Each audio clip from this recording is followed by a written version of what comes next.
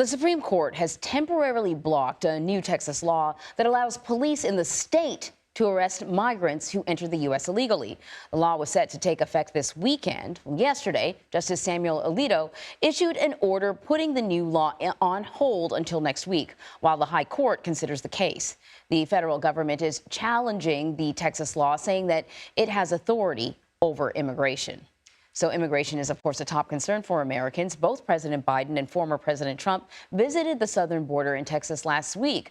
Officials are expecting a spike in illegal crossings as spring approaches.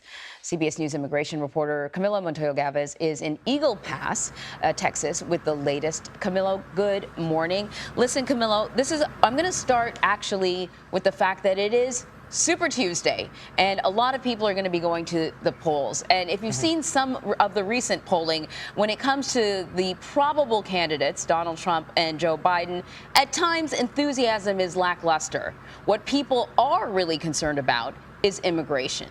I'm curious how these two candidates have been using this issue of immigration to ignite their bases.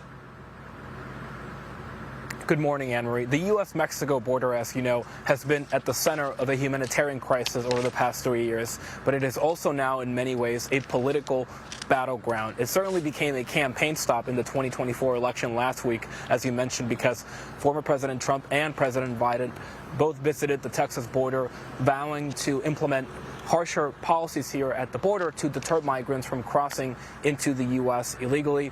President Biden, former President Trump, too, believed that this is a major campaign issue, and former President Trump certainly believes that it is a winning political issue for him that may propel him to the White House once again, just like it did in 2016. He has promised his voters, Anne-Marie, mass deportations, the largest deportation operation in U.S. history for that matter, ending birthright citizenship and more hardline immigration policies.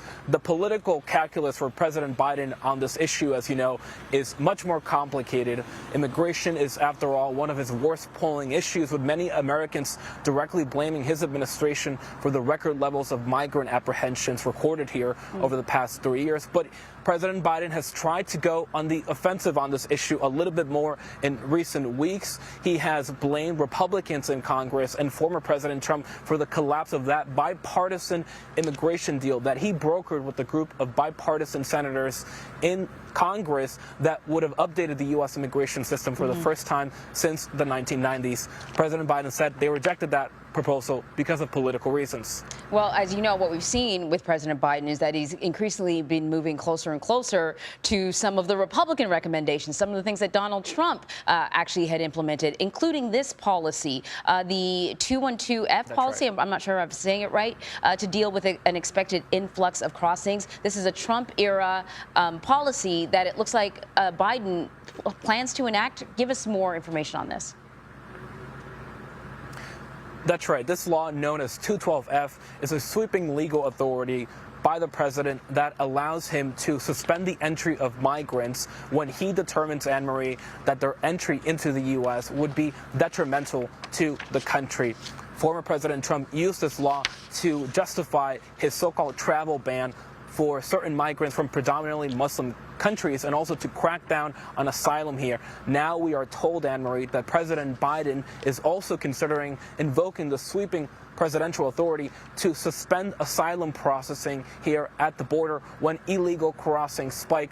We do have to underscore, Anne-Marie, that if President Biden actually approves this executive order, it will almost certainly be challenged in federal court by groups that advocate on behalf of migrants. Right. Good reminder. Camilo, thank you very much.